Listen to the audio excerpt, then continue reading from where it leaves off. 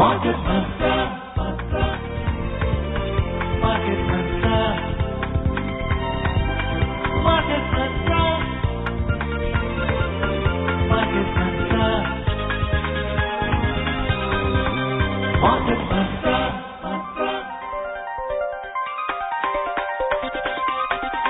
Market Mantra.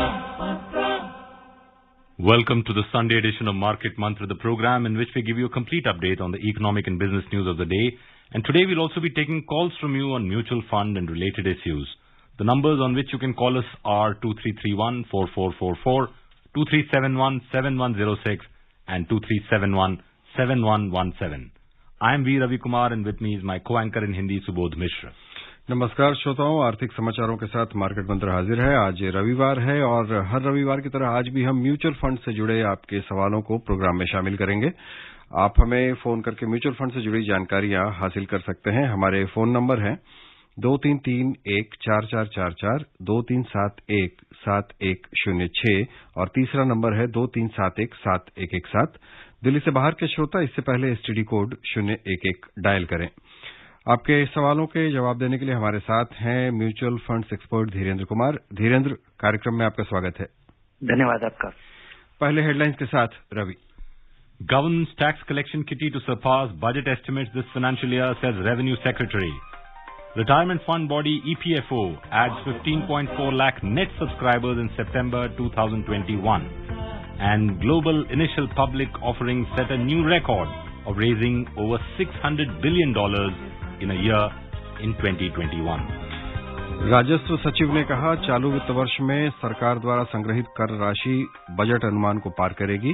कर्मचारी भविष्य निधि संगठन ने इस वर्ष सितंबर में 15,40,000 ग्राहक जोड़े और 2021 में दुनिया भर में आईपीओज ने $600 अरब से ज्यादा बटोर कर नया कीर्तिमान कायम किया।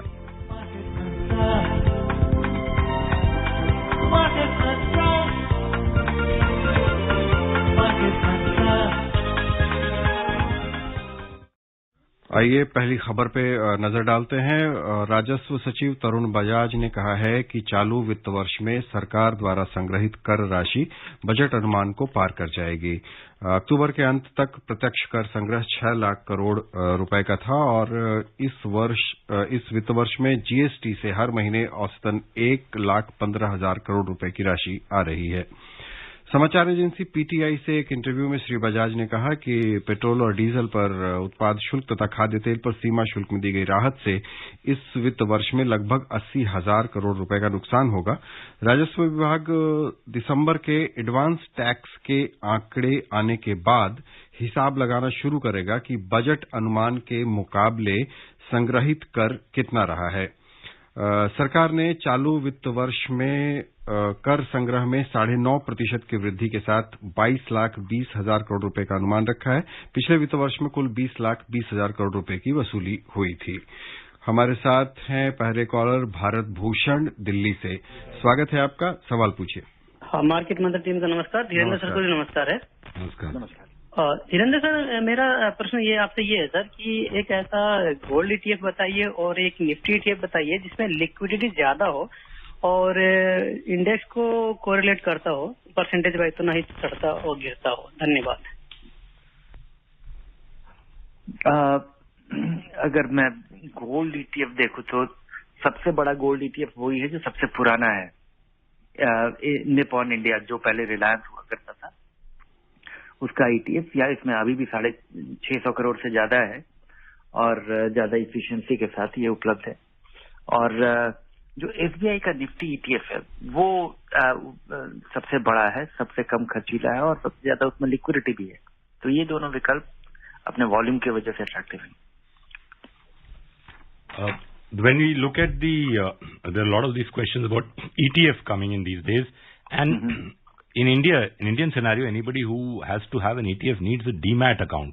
Although there are a lot of budget demat accounts available these days, but the other option is to buy a Nifty directly from the mutual fund. Which one of them makes more sense if somebody is going to invest over the long term or regularly invest through an SIP where there are regular interactions with the entity? Would it be better to buy a Nifty ETF through the ETF route or the Nifty fund through the mutual fund route? I think over a long period of time it won't matter. You should, and in fact, one should go for the fund, the index fund, because when I look at 5-year, 10-year term, yes, on a short-term basis it might make a difference, but on a 5-10-year term, it may not be, because now even the index funds are available at a very low expense ratio. Recently, that Navi fund came with 7 basis point expense, which actually makes it even lower than an ETF or an index of any kind. So I would say that there are very cheap options available, and if one is just wanting the index exposure, the simplicity of an open-end fund that you give a standing instruction and everything happens. ETF, it requires you to take the action in terms of first or fifth or whatever you decide. You have to go ahead and buy it and make sure that you are not buying it above NAV. Our next caller is from Jodhpur. Ms. Dolly is online with us. Welcome to Market Mantra, ma'am. नमस्ते. Namaste. मेरा actually follow up question है. मतलब मैंने पिछले हफ्ते आपसे बात करी थी. हाँ जी, पूछिए. और आपसे बात करने के बाद DSP वर्ल्ड एनर्जी फंड से मैंने पैसे निकाल लिए थे, तो लगभग 50,000 है. तो अब वो मैं कहाँ इन्वेस्ट करूँ? बेटर ऑप्शन आप सजेस्ट करेंगे प्लीज? आपका कॉन्टेक्स्ट ध्यान नहीं आ रहा है. जब मैंने कहा किस वजह से, आपने क्या पूछा था और मैंने क्या जवाब दिया, जिस वजह से आपने निकाला है. लेकिन आपने DSP वर्ल्ड एनर्जी फंड से पैसे निकालने की सलाह दी थी धीरेन्द्र जी. जी. नहीं दी तो दी, पर ये उन्होंने हाल में निवेश किया था और ये अभी लगातार नीचे जा रहा था, तो इनको लगा कि ये अभी कुछ नुकसान हो. तो आपने कहा भी था कि इसका लॉन्ग टर्म एवरेज बहुत अच्छा भी नहीं रहा है, तो इन्होंने काफी उतार चढ़ाव के साथ इसका रिटर्न रहा है, लेकिन कभी कभी ये काफी अच्छा करता है और उसको देख करके काफी सारे निवेशक आकर्षित होते हैं. मेरी सलाह होगी कि एक अच्छा फ्लेक्सी कैप फंड, एक ऐसा फंड जो कि कहीं भी लगाता है, किसी भी आम आदमी को वहां से शुरुआत करनी चाहिए. तो डॉली जी, आप किसी भी अच्छे फ्लेक्सी कैप फंड में आपने 50,000 रुपए का निवेश कर सकते हैं. हमारे अगले कॉलर है हमारे साथ भिलाई से रवि हमारे साथ है. स्वागत है आपका. सवाल पूछें. नमस्कार सर. मेरा सवाल ये है, मैं एक इग्नोरेंट इन्वेस्टर हूँ. इग्नोरेंट इन द सेंस मुझे मार्केट का बहुत ज्यादा इन्स एंड आउट्स मालूम नहीं है. मैं म्यूचुअल फंड में इन्वेस्ट करता हूँ. रिटायरमेंट के टाइम पे कुछ 5-1 लाख रुपए डाला था SBI के हाइब्रिड इक्विटी में. अभी मैं जो है यहाँ के जो इन्वेस्टमेंट के जो कंसल्टेंट है उनसे मैं बात करके मेरे को प्रॉफिट बुकिंग की मेरी ख्वाहिश थी. हालांकि मुझे नीड कुछ नहीं था. 16.5% करीब उस पर बना हुआ था. तो मैंने उनसे पूछा था, तो उन्होंने मुझे मना किया.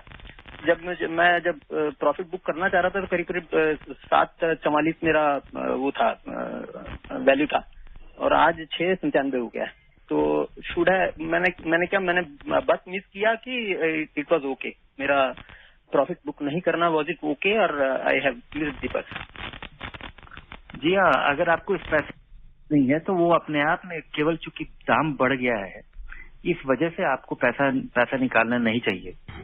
अगर आपको अभी भी ये पैसा 4-5 साल नहीं चाहिए, तो जो आपके पास दूसरे विकल्प हैं कि इस पैसे का आप कोई डिपॉजिट करेंगे या किसी फिक्स इनकम एवेन्यू में लगाएंगे, वहां से आपको ये बेहतर रिटर्न मिल रहा है.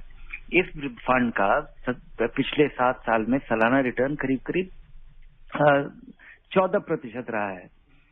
ये फंड और रिटर्न से अभी तक ये 16.5% का सालाना रिटर्न देता रहा है. इस साल में ईयर टू डेट ये करीब 25% बढ़ा है. तो ये खासी बढ़त है. अगर आप इसको उस तरह वहां से देखें जहां जब ये 2020 में मार्च में तीसरे सप्ताह में इसमें भारी गिरावट हुई थी, और उस समय के गिरावट से अभी तक करीब ये 100 रुपए इसका NAV बढ़ गया है.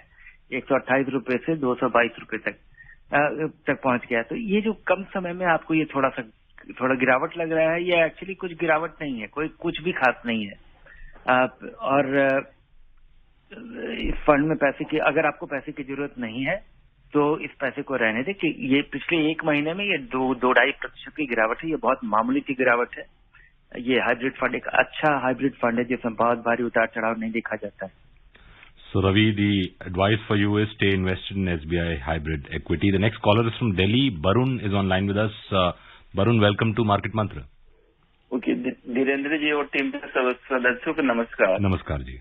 मेरा संबंध मतलब टैक्स से संबंधित पूछने का है। जैसे हम शेयर में इन्वेस्टमेंट करते हैं और वो डिविडेंड मिल गया, और म्यूचुअल फंड में जैसे हम लिक्विड फंड में पार्क किए हुए हैं और वहां से हमारी इक्विटी में जाती है किसी भी फंड में, तो जैसे आजकल मतलब AIS इनकम टैक्स हुआ है, उसमें हर एंट्री में दिखाती है। जैसे हमारा 3 लिक्विड पार्क में है, 3 फंड में जाता है, तो हर एंट्री मतलब लिक्विड फंड से निकल रहा है जो जहां जा रहा है तो AIS में दिखता है। तो हम रिटर्न डालेंगे तो उसमें कैसे जाएगा? हर पार्टिकुलर जाएगा कि कैलकुलेट करके जाएगा? अब डिविडेंड मिला, हर शेयर का अलग अलग आता है, तो पूरा कैलकुलेट करके जाएगा कि इंडिविजुअल पर शेयर का उसमें रिटर्न में डालने पड़ेंगे? धन्यवाद जी। अब आपको ये पर शेयर डालना पड़ेगा और ये बहुत मुश्किल काम नहीं है। आप जब किसी फंड में पैसा लगाते हैं तो आपको सालाना एक कैपिटल गेन स्टेटमेंट अलग अलग इन्वेस्टमेंट का मिल जाता है और उसमें खास मेहनत नहीं करनी पड़ती है, उसमें दिखता है, क्योंकि ये तो अलग अलग ट्रांजैक्शन है। आपने एक लिक्विड फंड में पैसा लगाया और वहां से अगर स्विच किया तो वो हर महीने वो रिडेम्पशन दिखेगा और नए फंड का इन्वेस्टमेंट दिखेगा। तो आपका जो हर महीने इन्वेस्टमेंट हो रहा है, ये एनुअल इंफॉर्मेशन जो इनकम टैक्स का है उसमें दिख रहा है, और इसको अलग अलग ही दिखाना चाहिए, क्योंकि भविष्य में जब भी कभी कैपिटल गेन्स होगा तो अलग अलग जो पैसा लग रहा है अलग हर महीने उसका कैपिटल गेन्स अलग हुआ करेगा, और इनके 365 दिन भी अलग अलग दिन पूरे होंगे जब ये लॉन्ग टर्म कैपिटल गेन्स या शॉर्ट टर्म कैपिटल गेन्स के लिए क्वालिफाई करेगा। तो ये सारा ट्रांजैक्शन आपको अलग अलग दिखाना चाहिए। और जो आपके टैक्स रिटर्न में जो जब तक आप इस पैसे को निकालते नहीं है, आपको ध्यान रहे कि ये जो स्विच हो रहा है उस पे जो मामूली सा फायदा हो रहा होगा, आपने किसी लिक्विड फंड में लगाया और जब वो इक्विटी फंड में चला गया तो उस बीच में थोड़ा सा आपका मुनाफा होगा। आपने 100 रुपए का खरीदा और 100 रुपए 5 पैसे पे वो चला गया अगर वहां पे, तो ये जो 5 पैसे का फायदा हुआ वो जो आप जरूर दिखाएं, नहीं तो ये एक कंसीलमेंट बन जाएगा कि आपका वो मुनाफा हुआ, क्योंकि उस फायदे पे आपको 15% कैपिटल गेन्स टैक्स देना होगा। ये फायदे की रकम बहुत ही मामूली होगी, लेकिन वो 15% capital gains tax, short term gains tax नहीं, ये चूंकि डेट फंड है, ये वो जो भी आमदनी हो रही है, जो भी फायदा हो रहा है, ये आपकी आमदनी में जोड़ दिया जाएगा। तो इसको आप ध्यान दें कि ये आमदनी जोड़ा जा रहा है। बहुत ही मामूली सी बढ़त होगी आपकी आमदनी में, लेकिन ये जोड़ना जरूरी है। मुंबई से किरण हमारे साथ हैं, स्वागत है आपका, सवाल पूछें। सर धीरेन्द्र जी, अगर मैं टाटा बैलेंस एडवांटेज फंड में डेली SIP ₹150 का करूँ 1 साल के लिए, और 1 साल के बाद जो अमाउंट जमा होगी उसके ऊपर मैं 7% साल के हिसाब से SWP करूँ तो ठीक रहेगा?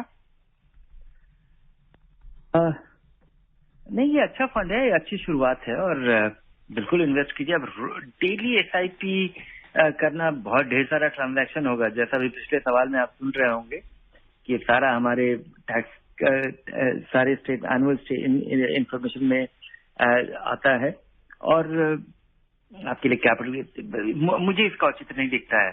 जो भी पैसा लगेगा वो हर सप्ताह कितना लगेगा, 150 रुपया अगर आप उसको जोड़ दे कि 750 रुपया हर सप्ताह लगना है, साप्ताहिक या महीने में लगाइए। अब SIP करने का उद्देश्य होता है कि आप अपने पैसे को एवरेज कर रहे हैं, खास समय पे ज्यादा पैसा नहीं लगा रहे हैं। और अगर ये आमदनी के हिसाब से, अगर आपको हर महीने आमदनी होती है तो आप मंथली SIP कीजिए। अगर आपको लगता है कि आप कोई कारोबार कर रहे हैं और हर रोज आप कुछ पैसा निकालना चाहते हैं, जरूर कीजिए। ये एक अच्छा शुरुआती फंड है, आप इसमें कर सकते हैं। Well, listeners, you have a great opportunity to ask a question directly to well-known mutual fund expert Dhirendra Kumar on our program today. The numbers on which you can call us are 2331-4444, 2371-7106, and 2371-7117. You can call us and we will take your questions live. Moving on to other stories that we're covering in this edition.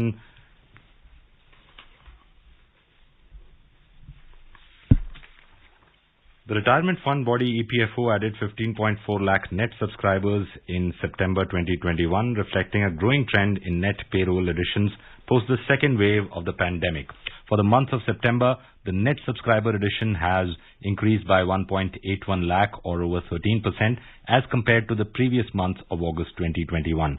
The data reflects a growing trend in net payroll for the first 6 months of the current financial year, except in May, when the nation was reeling under the second wave of COVID-19. We have Mahesh from Delhi online with us. Mahesh, welcome to Market Mantra. Yeah, good evening, sir. Good evening. Sir, I was looking for actually other than Parag Parikh, can you suggest any fund which is exposed to international? So I want to diversify. You want only international or international plus Indian? Maybe international plus Indian. Okay. So, Dhirendra, Mahesh from Delhi wants to know any alternative to the Parag Parikh long-term fund which has exposure to international as well in addition to Indian. Yeah, there are 3-4 other funds where you can invest and they will give you the international exposure within, up to about 30-35%. In fact, most funds now have revised updated their offer document in flexi-cap category, also multi-cap category, erstwhile multi-cap category, where they can invest abroad. 2 funds which I can recall was, one was a Franklin Equity Income Fund. I have to see that if the name has undergone some change. And there was one more fund which I am unable to recall. There are quite a few funds. So, Mahesh, you can look for Franklin Equity Income Fund which might have undergone a name change. That is one of the recommendations of Dhirendra. Jaipur से जितेंद्र हमारे साथ हैं. स्वागत है आपका. सवाल पूछें. हाँ सर, नमस्कार. मैं पिछले सप्ताह सर 3 प्रश्न पूछा था, लेकिन आपने सर एक प्रश्न बहुत अच्छा बताया था, उसी में टाइम निकल गया था, तो इसके लिए धन्यवाद सर. मेरा प्रश्न था कि ईटीएफ का भविष्य कैसा है और ईटीएफ में क्या एसआईपी भी कर सकते हैं हम, और ईटीएफ चुनते समय क्या बात का ध्यान रखें, कौन सा ईटीएफ अच्छा है. आप ईटीएफ पूछ रहे हैं या ईपीएफ पूछ रहे हैं? EPF employees provident fund? नहीं, वो traded fund, exchange traded fund. Okay. हाँ, आपने पिछले सप्ताह ईटीएफ और इंडेक्स फंड में अंतर जो मैंने बताया था कि इसमें लगाना सिंपल है.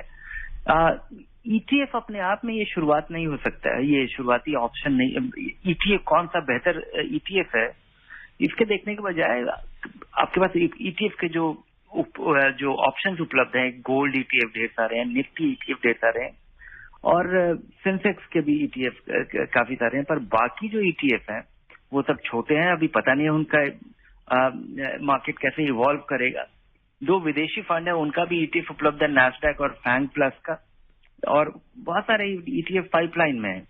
आने वाले समय में हमें ये निश्चित हो पाएगा कि इनका खर्चा कैसा है, किस इफिशिएंसी के साथ उसको रेप्लिकेट कर पाते हैं, और इनमें किस तरह का वॉल्यूम, क्योंकि इसमें इफिशिएंसी 2 तरीके का होता है. एक तो कि फंड कंपनी जो पैसा है उसको कितना कम ट्रैकिंग एरर के साथ उसको लगा पाता है, तो दोनों के परफॉर्मेंस में या उतार चढ़ाव में कितना कम अंतर है. और दूसरा चीज ये है कि क्या उसका इतना बड़ा है और इतना उसमें लोग इच्छुक हैं कि बाजार में उसमें सफिशिएंट ट्रेडिंग हो रहा है. जब आप खरीदना चाहें तो आप खरीद पाएं, जब आप बेचना चाहें तो कोई खरीदार हो, क्योंकि ईटीएफ को बेचने का तरीका यही है कि बाजार में जो दाम होगा उसी पे आप खरीदेंगे और बेचेंगे. और वहां पे मुझे अभी तुरंत वहां बड़ा बदलाव नहीं दिखता है. और पहले भी जब ईटीएफ अभी शुरुआत में जो नैस्डैक ईटीएफ था उसमें इस तरह का अंतर दिखता था, जब तक कि वो फंड थोड़ा काफी बड़ा नहीं हो गया और उसमें समय लगा. तो इसको इनका जो बाजार में खरीदने का जो इफिशिएंसी है वो जरूर देखे पैसा लगाने के पहले. और ये जो ईटीएफ कौन सा वाला चुनना है, ये तो इसका इंडिपेंडेंट, ये एक अपने आप में अलग डिसीजन है कि आपको पैसा विदेश में लगाना है, आपको पैसा अपने देश के किसी इंडेक्स फंड में किस इंडेक्स में लगाना है, छोटे इंडेक्स के ईटीएफ में लगाना है. पहले वो निर्धारित कर दें, फिर देखें कि उसका कोई ईटीएफ उपलब्ध है, क्योंकि वो जो डिसीजन है वो इंडिपेंडेंट है ईटीएफ के या इंडेक्स फंड में पैसा लगाए. Ramesh from Mumbai is online with us. Ramesh, welcome to Market Mantra. नमस्कार. नमस्कार जी, सवाल पूछें. नमस्कार सर. मैंने जैसे आपने बताया था बीच में कि we can open an account with MF utility.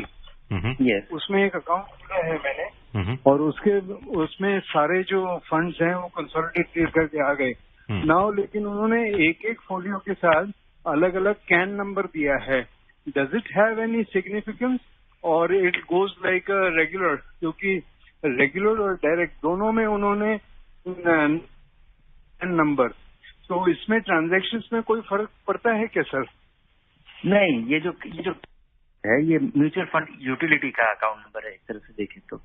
इसका म्यूचुअल फंड अगर कल आप डायरेक्टली अगर किसी फंड को रिडीम करते हैं तो पैसा तो आपके खाते में आएगा और उसमें कैन नंबर का कोई रेफरेंस नहीं है। म्यूचुअल फंड यूटिलिटी आपको अलग अलग कैन नंबर तब देता है जब उसके ब्रोकर्स अलग हो या फिर आपके जो निवेश करने वाले एक कोई इन्वेस्टमेंट होगा जिसमें कि आप और आपकी पत्नी है, तो उसका कैन नंबर अलग होगा। इसके बजाय अगर दूसरा इन्वेस्टमेंट है जिसमें आप अकेले हैं, तो किस तरह से ओनरशिप डिजाइंड है, किसी में अगर आप अपने बच्चों को नॉमिनी बनाते हैं, किसी में कुछ, तो अलग अलग इन्वेस्टमेंट में अगर वेरिएबल्स ओनरशिप के जो वेरिएबल्स हैं वो अगर नहीं होंगे तो अलग अलग कैन नंबर देना पड़ेगा, क्योंकि वो एग्रीगेशन सही नहीं होगा। पर इन चीजों को एक साथ बंच करके भी म्यूचुअल फंड यूटिलिटी में देखा जा सकता है। तो कैन नंबर अलग अलग होना उसका एक सिग्निफिकेंस है, उससे आपके निवेश पे कोई अंतर नहीं आता है और इसके अलग अलग होने के बावजूद आप सब एग्रीगेट करके देख सकते हैं mutual fund utility. Let's move on to the next story that we're tracking in this edition of Market Mantra, and that is regarding the IPOs. There is a flurry of IPOs that we are having in the country, across the country, and the global initial public offerings have set a new record by raising over $600 billion.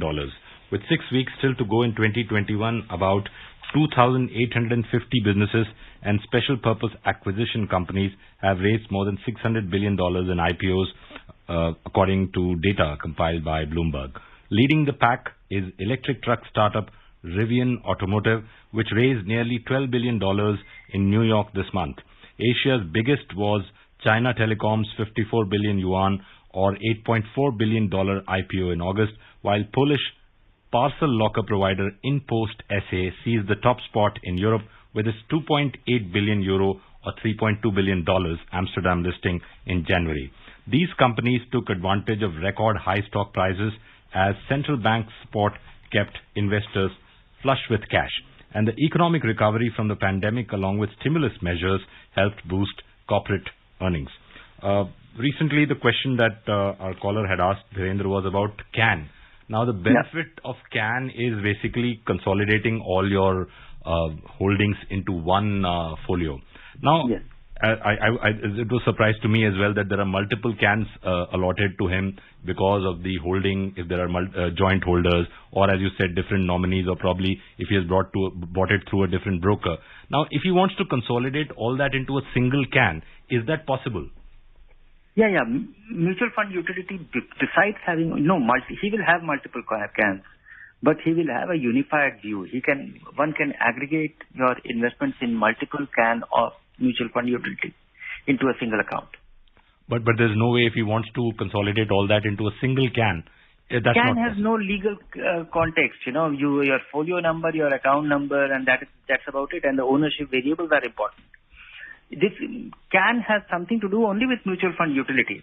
Once those investments are phased out and once you are able to, in fact, I look at it as a great feature because, many a times while making your investments over many years, we lose track of, how my investment is configured.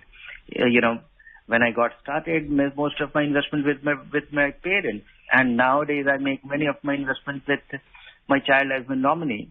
And I had lost track. Only we get to know these things only when we are actually taking some, decision in terms of getting out of it. And many of these investments lie there for a long time. So one should not lose track of it. And I think SEBI has taken multiple initiatives. If you look at consolidated account statement that you get a consolidated account statement also on your Demat account. And if you have a Demat account, they also aggregate your mutual funds at one place.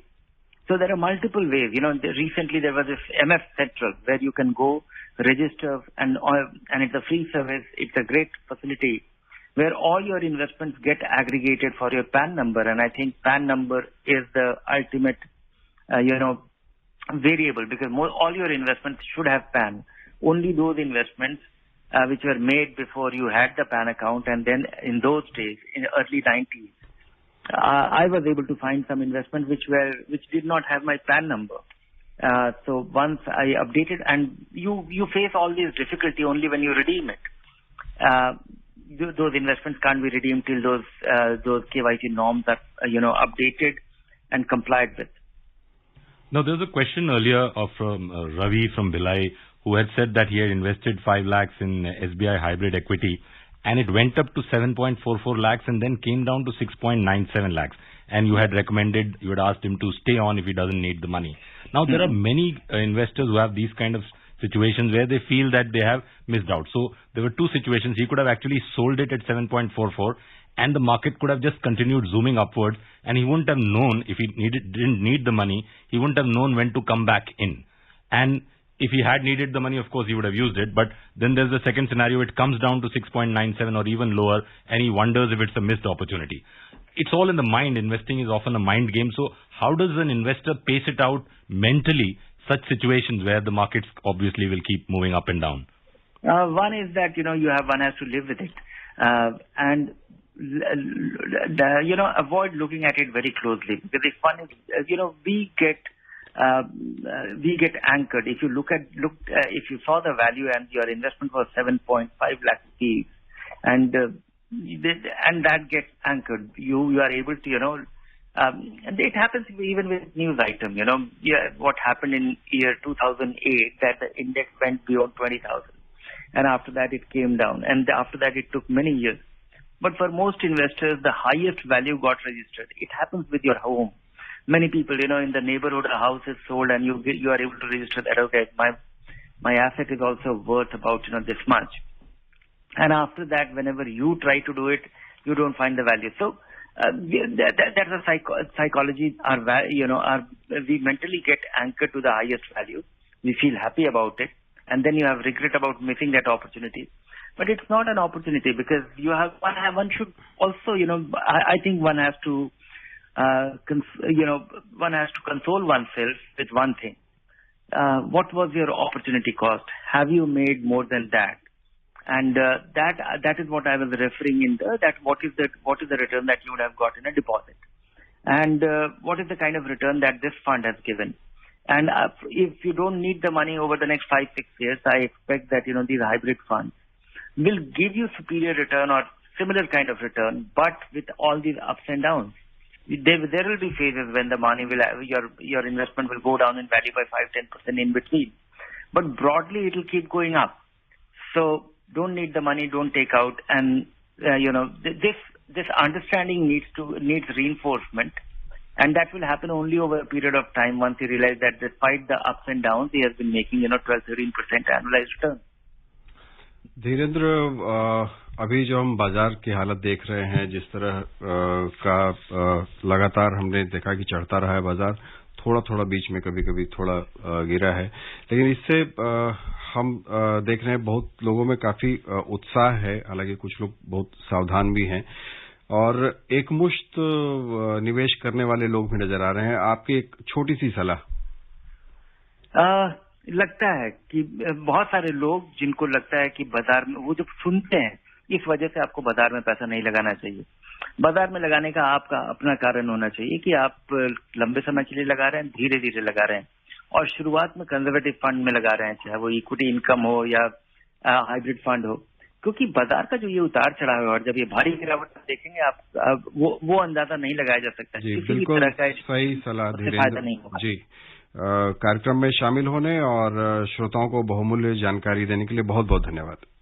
धन्यवाद आपका. Thank you, Dhirendra. Before we close, a reminder of the headlines. Government's tax collection kitty to surpass budget estimates this financial year, says Revenue Secretary. Retirement fund body EPFO adds 15.4 lakh net subscribers in September 2021, and global initial public offerings set a new record of raising over $600 billion in a year in 2021. That's all that we have in this edition of Market Mantra. Namaskar.